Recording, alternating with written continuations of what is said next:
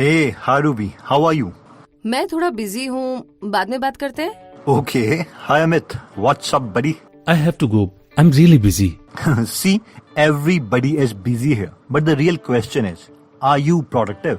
तो अगर आपको भी ऐसा लगता है कि आपके पास टाइम कम है लेकिन आपकी लाइफ बहुत बिजी है, तो आज की ये वीडियो इसी टॉपिक पर है, जहाँ पर हम देखेंगे कि 21 दिन के अंदर अपने माइंड को हैक करके एक बिजी लाइफ से एक प्रोडक्टिव लाइफ कैसे जिए। इसके लिए हम काफी सोर्सेज का सहारा लेंगे, इंक्लूडिंग सर जॉन हार्ग्रेव की book mind hacking, how to change your mind for good in 21 days से। So let's start. तो सबसे पहला स्टेप आता है एनालाइजिंग। अगस्त 3, 2012 में नासा के इंजीनियर्स को 7 मिनट के डर से गुजरना था, क्योंकि उस दिन एक रोबोटिक रोवर जिसका नाम क्यूरियोसिटी था, उसे मार्स प्लैनेट में लैंड करना था। इस प्रोजेक्ट में नासा ने $2.5 बिलियन स्पेंड करे थे। उस 7 मिनट में क्यूरियोसिटी रोवर को मार्स के एटमॉस्फेयर में 13,000 माइल्स पर आवर की स्पीड से डिक्रीज होके 0 माइल पर आवर की स्पीड पर आना था।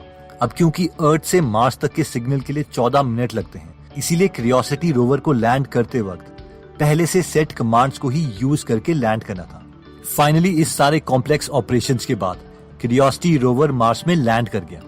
ऑथर कहते हैं कि इस रोबोट में कमाल के थर्मोमीटर, कैमरा और सेंसर्स लगे थे, जिन्हें अर्थ में बैठे नासा इंजीनियर्स कंट्रोल कर रहे थे।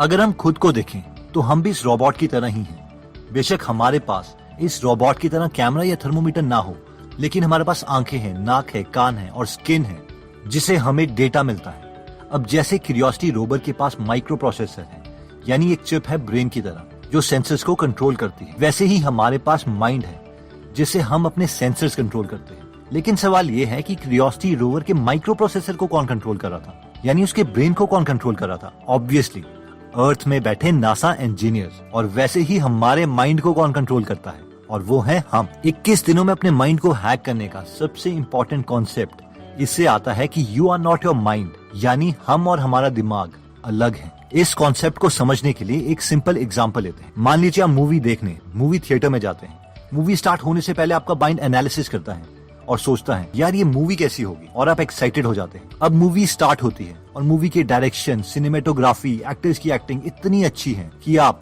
मूवी में ही खो जाते हैं। मूवी के इमोशंस के साथ हंसते हैं, रोते हैं। हम ये भूल जाते हैं कि ये मूवी है और हमें लगने लगता है कि ये रियलिटी। एग्जैक्टली इसी तरीके से हमारा माइंड और हम दो अलग चीजें हैं। जो माइंड सोचता है वो रियलिटी नहीं है, लेकिन हम उसे मूवी की तरह रियल मान लेते हैं और इमोशंस में आ जाते हैं, फ्यूचर या पास्ट के बारे में सोचने लग जाते हैं। इसीलिए हमें अगले 21 दिनों तक एक माइंड गेम खेलनी होगी, और वो माइंड गेम ये है कि जैसे ही हमें इस वीडियो की याद आती है, हमें खुद से सिंपल एक क्वेश्चन पूछना है, और वो है कि मेरा माइंड इस वक्त क्या सोच रहा है। That's it. और सिर्फ ये सोचने से कि हम और हमारा माइंड अलग है, हमारा माइंड हैकिंग का प्रोसेस शुरू हो जाएगा। नेक्स्ट स्टेप एनालाइजिंग में आता है रिक्लेमिंग अटेंशन और रिट्रेनिंग योर कंसंट्रेशन। आइए इसे सिंपल वर्ड्स में समझते हैं। रिक्लेमिंग अटेंशन का मतलब है कि हम कॉन्शियसली दिन में थोड़े टाइम के लिए गेम नंबर 2 प्रैक्टिस करेंगे, जिसका मतलब है कि हम अपनी अटेंशन किसी को भी नहीं देंगे। अब पूरी दुनिया में बड़े बड़े बिजनेसमैन हमारी अटेंशन के लिए काफी पैसे खर्चते हैं। कोई सिर्फ एक इंसान को कोलगेट की एड दिखाने के लिए 100 रुपए तक खर्च कर देता है, तो कोई सेंसोडाइन की एड दिखाने के लिए 200 रुपीज तक खर्चता है। अब ऑब्वियसली अगर एक इंसान को एक एड दिखाने के लिए हम इतने पैसे खर्च कर रहे हैं, तो कोई भी बिजनेसमैन एड तभी दिखाएगा जब उसे 100 रुपए की एड दिखा के कम से कम 150 रुपए का प्रॉफिट हो। और अब से जब भी हम किसी को अटेंशन देंगे तो हमें इस तरीके से सोचना है कि हमने किसी को अपने पैसे दे दिए हैं। अगर हम कोलगेट की एड देखते हैं तो हमें ये सोचना है अरे यार मैंने किसी को 100 रुपए दे दिए। सेंसोडाइन की एड देखते हैं तो हमें ये सोचना है कि हमने इन्हें 150 रुपए दे दिए। और कम से कम हमें दिन में 1 आवर के लिए अपनी अटेंशन किसी को नहीं देनी है। इसीलिए अगले 21 दिन के लिए 1 घंटे के लिए हर रोज हमें कोई मैसेजिंग एप्लीकेशन, कोई text messages, internet distraction, Audible visual notification बंद कर देनी है और अपनी अटेंशन को रिक्लेम करना है। अटेंशन रिक्लेम करने के बाद आता है रिट्रेनिंग योर कंसंट्रेशन, यानी हमें अपने माइंड को अब ट्रेन करना है कि वो वही सोचे जो हम चाहते हैं, जिसके लिए हमें हर रोज सिर्फ 10 से 20 मिनट में माइंड गेम नंबर 3 खेलनी है, और वो है सी योर ब्रेथ, यानी एक शांत जगह में बैठ के बस अपनी सांसों को ऑब्जर्व करना है कि हम ब्रीथ कैसे करते हैं। हमारा माइंड बीच में कुछ और सोचने लगेगा, बट इट्स ओके। लेकिन दोबारा से हम अपने माइंड को टास्क देंगे कि वो ब्रेथ के बारे में सोचे। अब अपना माइंड हैक करने का नेक्स्ट इंटरेस्टिंग स्टेप आता है इमेजिनिंग। एल्बर्ट आइंस्टाइन ने कहा था, imagination is more important then knowledge. लेकिन आपको पता है कि आइंस्टाइन के स्कूल टीचर्स क्या बोलते थे? आइंस्टाइन के एक टीचर ने आइंस्टाइन के डिसओबीडियंस को देखते हुए कहा था, तेरा जिंदगी में कुछ नहीं होगा। और एक्चुअल में ऐसा लग भी रहा था, क्योंकि आइंस्टाइन एक लो लेवल गवर्नमेंट जॉब कर रहे थे। वो एक 3rd क्लास पेटेंट क्लर्क थे। जब उनका प्रमोशन का टाइम आया तो वो 2nd क्लास पेटेंट क्लर्क बनने वाले थे, लेकिन उन्हें प्रमोशन नहीं दी गई, क्योंकि आइंस्टाइन के सीनियर्स ने कहा था कि आइंस्टाइन को बहुत कम नॉलेज है मैकेनिकल इंजीनियरिंग के बारे में। लेकिन इस जॉब में आइंस्टाइन के पास एक सबसे अच्छी चीज थी, और वो था टाइम। और इस टाइम के साथ उनके पास था दुनिया का सबसे बड़ा टूल, इमेजिनेशन। आइंस्टाइन हमेशा अपने फ्री टाइम में लाइट के बारे में हमेशा इमेजिन करते रहते थे। क्या होगा अगर मैं लाइट के साथ ट्रैवल करूं? क्या होगा अगर मैं एलिवेटर से गिर जाऊं? और इस इमेजिनेशन की वजह से वो दुनिया के नंबर 1 फिजिसिस्ट माने जाते हैं। इसलिए जो भी चीज हम इमेजिन करेंगे हमारे साथ वही होगा। अगर हम इमेजिन करते हैं कि हमारी शादी अच्छी नहीं चलेगी तो वैसा ही होगा। अगर हम इमेजिन करते हैं कि हम एक अच्छी बॉडी शेप अचीव नहीं कर पाएंगे तो वैसा ही होगा। अगर हम इमेजिन करेंगे कि हम रनिंग में अच्छे नहीं हैं तो हमारी बॉडी वैसे ही रिस्पॉन्ड करेगी। अब कई लोग सोचेंगे कि यार ये तो बकवास है। अगर मैं सोचूंगा कि मैं करोड़पति बन जाऊं तो क्या मैं एक्चुअल में करोड़पति बन जाऊंगा? अब ऑब्वियसली ऐसा भी नहीं होगा। लेकिन अगर हम डिटेल में करोड़पति बनने के प्लान्स इमेजिन करते हैं तो माइंड हमेशा एक्टिव स्टेट में रहेगा, और जिस मूवमेंट में हमें कोई पैसा कमाने की अपॉर्चुनिटी दिखेगी तो हम उसे पा लेंगे। और ये साइंटिफिक स्टडीज से प्रूव्ड है। For example, psychologist Laura king ने काफी सारे स्टूडेंट्स लिए और उन्हें 2 ग्रुप में डिवाइड किया, ग्रुप ए और ग्रुप बी।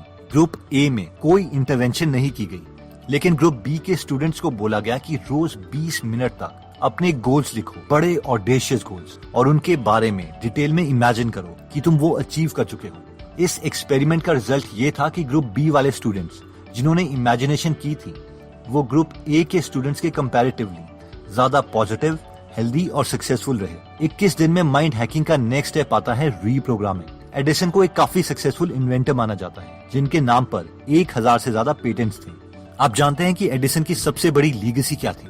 उनसे हमने ये सीखा था कि इन्वेंशंस कैसे करते हैं। उनके ऑफिस के किनारे एक बेड लगा हुआ था। एडिसन बहुत देर तक एक आइडिया पर सोचते रहते थे। उसके बाद जब वो थक जाते तो थोड़ी देर के लिए उस ऑफिस में रखे बेड में सोने चले जाते। अब जैसे ही उन्हें कोई आइडिया आता वो फटाफट बेड में उठते और उसे कागज में लिख लेते। उसके बाद वो अपने ऊपर वाले फ्लोर के ऑफिस में भागते और उस आइडिया से रिलेटेड रफ ड्राइंग्स बना लेते, जिन्हें वो रियलिटी में कन्वर्ट करना चाहते थे। इसके बाद वो रफ ड्राइंग्स साथ वाले कमरे में बैठे ड्राफ्ट्समैन के पास जाती थी, जो उन रफ ड्राइंग्स को फेयर करके बनाते थे। अगर उन ड्राफ्ट्समैन को कोई क्वेश्चन होता तो वो एडिसन से पूछ लेते। उसके बाद वो ड्राइंग्स मशीन हॉल में जाती, जहां पर उस ड्राइंग को रियलिटी में कन्वर्ट करने के लिए उस ड्राइंग के हर एक पार्ट को बनाया जाता, और फाइनली इन सब पार्ट को असेंबल करके पूरी मशीन तैयार होती थी। आइंस्टाइन बहुत प्राउड होके बोलते थे, हम एक लेडी वॉच से लेके पूरी लोकोमोटिव बना सकते हैं। इस स्टोरी में सबसे इंटरेस्टिंग बात यह है कि आजकल की मॉडर्न कंपनीज ने अपने R&D यानी रिसर्च एंड डेवलपमेंट ऑफिसेस इसी तरीके से ऑर्गेनाइज किए हैं। पहले वो आइडिया लेते हैं, फिर उसे पेपर में लिखा जाता है, फिर उसके प्लान्स बनते हैं, फिर प्रोटोटाइप, और फाइनली फिनिश्ड प्रोडक्ट तैयार किया जाता है। तो अगर हम भी अपने गोल्स को रियलिटी में बदलना चाहते हैं तो पहले डिटेल में अपने गोल्स के बारे में सोचो, उसे पेपर्स में लिखो, फिर उसके फाइनल प्लान्स तैयार करो, और फाइनली एक्शन लेके उस विजन को रियलिटी में बदल दो। तो दोस्तों, इस वीडियो में हमने अपने माइंड को 21 दिन में हैक करने के लिए 3 स्टेप्स देखे थे। पहला था एनालाइजिंग, दूसरा इमेजिनिंग, और तीसरा रीप्रोग्रामिंग। जिसमें सबसे पहले एनालाइजिंग में हमने देखा था कि हम और हमारा ब्रेन 2 अलग चीजें हैं, इसलिए इन दोनों को अलग करने के लिए सबसे पहले हमें खुद से सिर्फ एक सिंपल सवाल पूछना चाहिए कि हमारा माइंड इस वक्त क्या सोच रहा है, जिससे हम अपने माइंड को खुद से अलग कर पाएंगे। नेक्स्ट स्टेप था रिक्लेमिंग योर अटेंशन, यानी दिन में 1 आवर के लिए कॉन्शियसली सारी नोटिफिकेशंस बंद कर दो। और फाइनली था रीट्रेनिंग योर कॉन्सेंट्रेशन, जिसमें हमने देखा था कि अपनी ब्रेथ पर फोकस करने की माइंड गेम खेलो, ताकि हम अपने माइंड को ट्रेन कर सके कि उसे वही सोचना है जो हम चाहते हैं, ना कि जो वो चाहता है। नेक्स्ट स्टेप था इमेजिनिंग, जिसमें हमने देखा था कि हमें कॉन्शियसली डिटेल में वो चीजें इमेजिन करनी है जो हम बनना चाहते हैं। और थर्ड स्टेप था रीप्रोग्रामिंग, जिसमें हमने देखा था कि अपने गोल्स पाने के लिए पहले किसी चीज पर कॉन्सेंट्रेट करो, फिर उस प्लान को रफ पेपर में लिख लो, फिर उसके बाद फाइनल टेंटेटिव प्लान्स बनाओ, और फाइनली एक्शन लेना है ताकि हम अपनी विजन को रियलिटी में कन्वर्ट कर सके। दोस्तों, अपने माइंड को पॉजिटिवली प्रोग्राम करने के लिए एक और बेस्ट मेथड है, और ये है कि हम इस नेगेटिव सोसाइटी में अपने लिए एक ऐसा एनवायरनमेंट क्रिएट करें जिससे हम हमेशा पॉजिटिव आइडियाज अपने माइंड में डालते रहें।